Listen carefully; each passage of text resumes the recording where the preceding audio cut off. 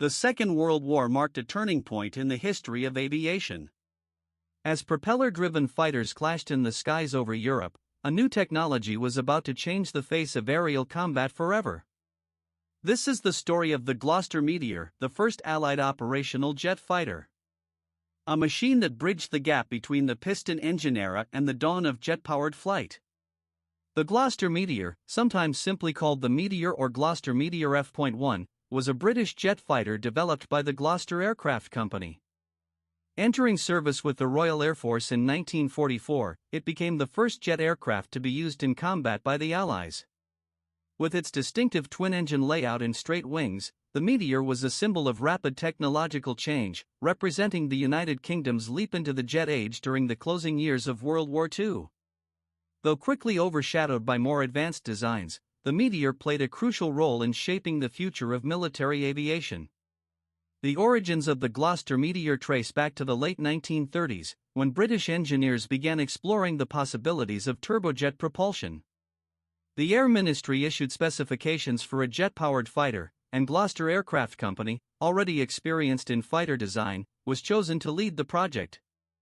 Key to the Meteor's development was the work of Sir Frank Whittle, whose pioneering turbojet engines provided the necessary thrust for this new generation of aircraft.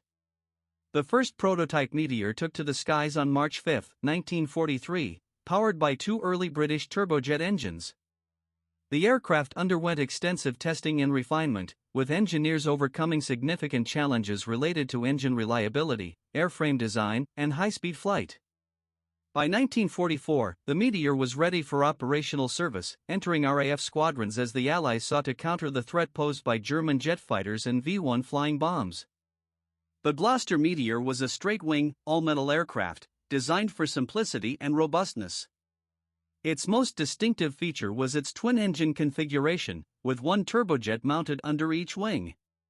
Early Meteors were powered by Rolls-Royce Welland or Derwent engines, each producing around 1,700 pounds of thrust.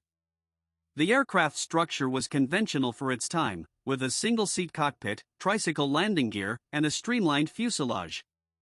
The Meteor measured approximately 41 feet in length, with a wingspan of 43 feet. It had a maximum speed of around 410 miles per hour at altitude, impressive for its era, though not as fast as later jets. The Meteor's operational ceiling was about 43,000 feet, and its range was limited by early jet fuel consumption, typically around 600 miles. The cockpit was basic by modern standards, but provided the pilot with good visibility and essential flight instruments. The Meteor was armed with 420mm Hispano MKV cannons mounted in the nose, giving it formidable firepower for both air-to-air and air-to-ground missions. Unlike many piston-engine fighters, the Meteor's jet engines provided smoother, vibration-free power delivery, allowing for more accurate gunnery. The aircraft was equipped with basic radio and navigation systems, and later variants added improved avionics and radar for all-weather interception. The Meteor's primary mission was interception, tasked with engaging enemy aircraft and defending British airspace. Its speed and climb rate made it effective against threats such as the German V-1 flying bomb, which it could intercept and destroy before the missiles reached their targets. Although the Meteor was not designed for dogfighting against other jets, it provided invaluable experience in jet operations, tactics, and maintenance for the RAF.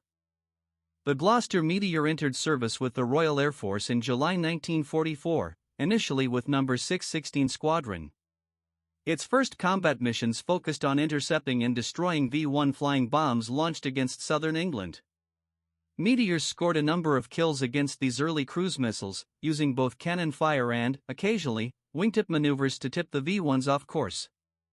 The Meteor saw limited air-to-air combat during World War II, as strict operational restrictions kept it away from the front lines to prevent capture by enemy forces.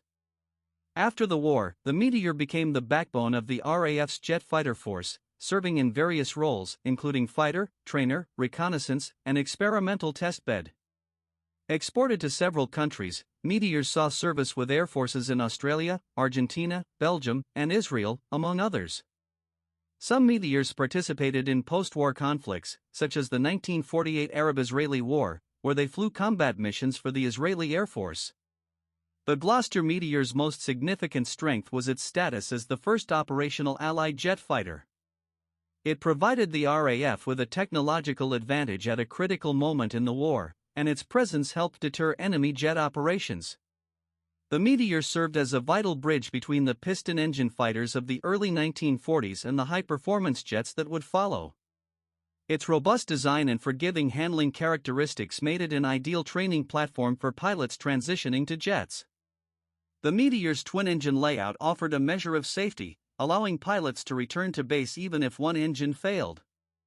As a development platform, the Meteor contributed to advances in jet tactics, maintenance procedures, and operational doctrine, laying the groundwork for future generations of jet fighters. Despite its pioneering status, the Meteor had notable limitations. Its straight-wing design, while simple and reliable, limited its top speed and maneuverability compared to later swept-wing jets. Early jet engines were prone to reliability issues and consumed large amounts of fuel, restricting the Meteor's range and endurance. Operational restrictions during World War II meant that the Meteor saw little direct combat with enemy aircraft, limiting its impact on the air war over Europe. As jet technology advanced rapidly in the late 1940s and early 1950s, the Meteor was quickly surpassed by more capable designs such as the de Havilland Vampire and Hawker Hunter. By the mid-1950s, the Meteor was retired from frontline fighter service, though it continued in secondary roles for several years. For historical context, the Gloster Meteor should be read as a product of a specific requirement, not as an isolated machine. It was built by Gloster Aircraft Company for United Kingdom, with the intended role of early operational jet fighter. Its first flight is recorded as March 5, 1943, and its service entry is recorded as 1944 with the Royal Air Force. Those dates matter because they place the aircraft inside the technology, doctrine, budget pressure, and threat assumptions of its era. The technical story also depends on how the airframe connected structure, propulsion, systems, and crew workload. Key recorded details include crew, 1 pilot, engine, 2 early British turbojet engines, structure, straight-wing all-metal jet aircraft, weapons, for 20mm cannon, mission, interception and early jet fighter service.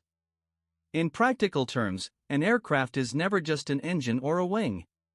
Range, speed, radar, sensors, targeting equipment, weapons, avionics, fuel capacity, maintenance access, and mission planning all decide whether the design can do useful work repeatedly. The operational record of the Gloster Meteor is tied to World War II, post-war RAF and export service. Those examples show how the aircraft performed away from brochures and test figures. Combat service, patrol work, reconnaissance, training, deterrence, and deployment tempo all reveal different truths. A design that looks strong on paper still depends on crews, spare parts, weather, basing, intelligence, rules of engagement, and the ability to return for another sortie. The main strength of the Gloster Meteor was first Allied operational jet fighter, important bridge from piston fighters to jet operations, useful training and development platform for jet doctrine. That strength did not mean perfection. It meant the aircraft gave commanders a useful answer to a real problem.